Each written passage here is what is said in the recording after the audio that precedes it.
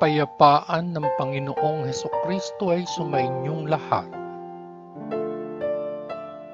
Magandang araw sa inyong lahat, saan mang sulok ng mundo kayo naroroon sa sandaling ito. Ang babasahing mabuting balita sa araw na ito ay pinamagatan kong binabantayan ng Diyos ang mga matuwid at dinidinig ang mga dasal nila. Ngunit kontra siya sa mga masama. Pagbasa sa banal na ebanghelyo ayon sa unang liham ni Apostol Pedro, 3 kabanata. Mga asawang babae at mga asawang lalaki. Sa katulad na paraan, kayong mga asawang babae ay dapat magpasakop sa inyong mga asawang lalaki upang kung ang sino man sa kanila ay hindi naniniwala sa salita ng Diyos, ang inyong pag-uugali ang makaakit sa kanila sa pananampalataya. Hindi na ninyo kailangan pa ang magsalita dahil makikita nila kung gaano kalinis at kagalang-galang ang inyong pag-uugali. Hindi kayo dapat gumamit ng mga panlabas na tulong upang mapaganda ang inyong sarili, tulad ng paraan ng pag-aayos ninyo ng inyong buhok o ang mga alahas na isinusuot ninyo o ng mga damit na inyong isinusuot. Sa halip, ang inyong kagandahan ay dapat na binubuo ng inyong tunay na panloob na pagkatao, ang walang katapusang kagandahan ng banayad at tahimik na espiritu na siyang pinakamahalaga sa paningin ng Diyos. Para sa mga madasaling babae noong nakaraan na naglagay ng kanilang pag-asa sa Diyos, dati ay nagpapaganda sa pamamagitan ng pagpapasakop sa kanilang mga asawa. Ganyan si Sarah, sinunod niya si Abraham at tinawag siya na kanyang Panginoon. Kayo na ngayon ang kanyang mga anak kung gagawa kayo ng mabuti at hindi natatakot sa anumang bagay.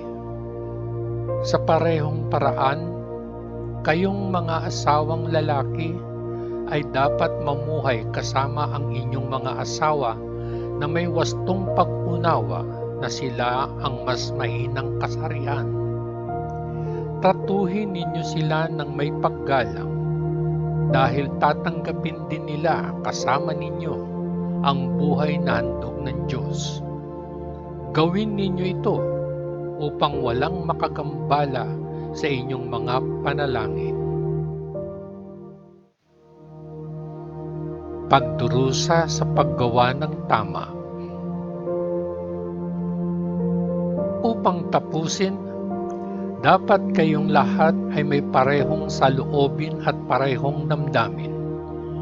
Ibigin ang isa't isa bilang magkakapatid at maging mabait at mapagpakumbaba sa isa't isa. Huwag ninyong gantihan ng kasamaan ang kasamaan o ang pagsumpa ng sumpa. Sa halip, gantihan ninyo ng pagpapala.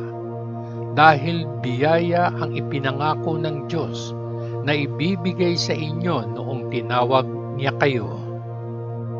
Gaya ng sinabi ng banal na kasulatan, sino man ang nagnanais na masiyahan sa buhay at nagnanais na makakita ng magagandang panahon, ay dapat umiwas sa pagsasalita ng masama at huminto sa pagsisinungaling. Dapat niyang talikuran ang kasamaan at gumawa ng mabuti. Dapat niyang sikapin ang kapayapaan ng buong puso. Sapagkat binabantayan ng Panginoon ang mga matuwid at dinidinig ang kanilang mga panalangin. Ngunit sinasalungat niya ang gumagawa ng masama. Sino ang mananakit sa inyo kung sabik kayong gumawa ng mabuti? Ngunit kahit na magdusa kayo sa paggawa ng tama, gaano kayo kasaya? Huwag matakot sa sinuman at huwag mag-alala. Ngunit magkaroon ng paggalang kay Kristo sa inyong mga puso at parangalan siya bilang Panginoon. Maging handa sa lahat ng oras upang sagutin ang sinumang humihiling sa inyo na ipaliwanag ang pag-asa na mayroon kayo sa inyo. Ngunit gawin ito ng may kahinahunan at paggalang.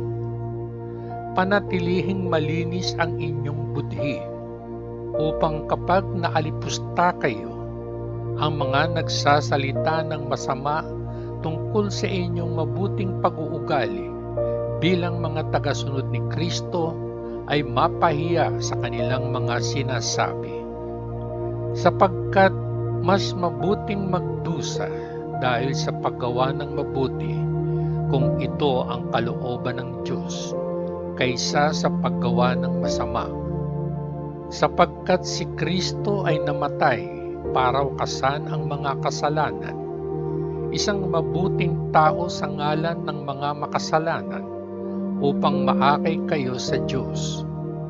Siya ay pinatay sa pisikal, ngunit binuhay sa espiritual, at sa kanyang espiritual na pag-iral ay pumunta siya at nangaral sa mga nakakulong na espiritu.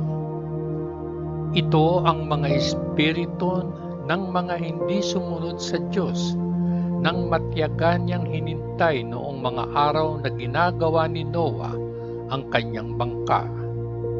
Ang ilang tao sa bangka, 8 sa kabuuan, ay naligtas ng tubig, na isang simbolo na tumuturo sa bautismo na ngayon ay nagliligtas sa inyo. Ito ay hindi ang paghuhugas ng dumi ng katawan, ngunit ang pangako na ginawa sa Diyos mula sa isang mabuting budhi.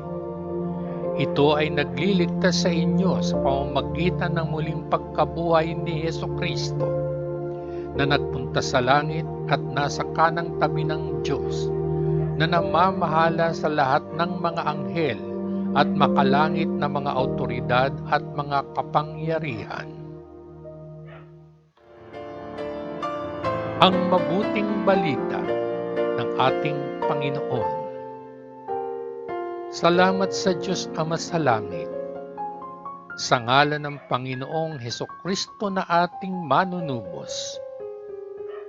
Amen, Amen, Amen. Peace.